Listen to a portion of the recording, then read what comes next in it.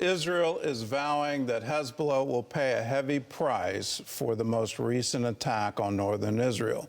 12 children died when a rocket hit their soccer field in a village on the Israeli-Lebanon border.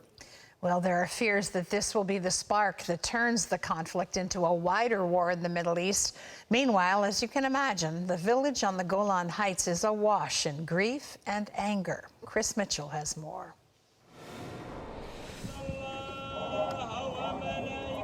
Members of the Druze villages remain in shock from the attack.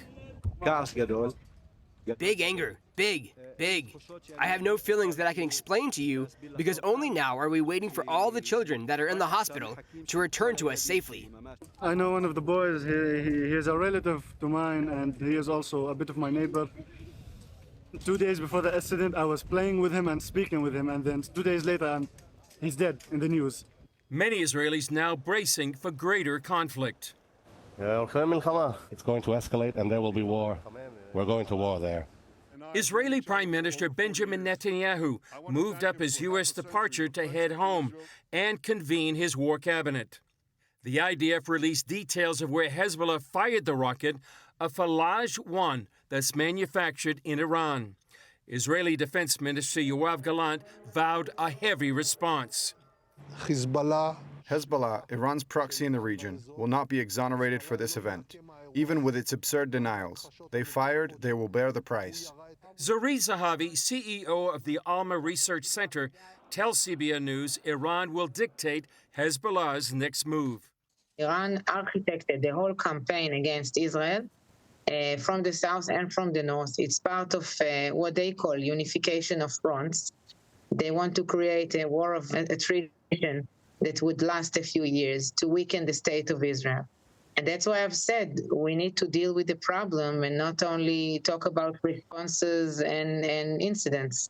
While Secretary of State Antony Blinken says the U.S. supports Israel's right to defend itself, he's urging the Israelis to constrain their response to prevent a wider Mideast war.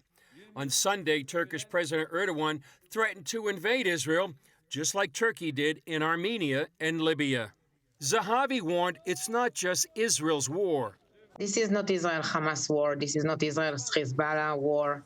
This is the Iranian campaign against the Western representative in the Middle East, which is the state of Israel. And they are coming after us, but soon they will come after you because they don't believe in gays' rights. They don't believe in human rights, in women's rights. They don't share the values that we share as democracies. And the Ayatollahs of Iran view their mission to spread the Islamic Revolution values all over the world. Many countries, including the U.S., France, and Canada, are warning citizens to reconsider travel to Lebanon or evacuate.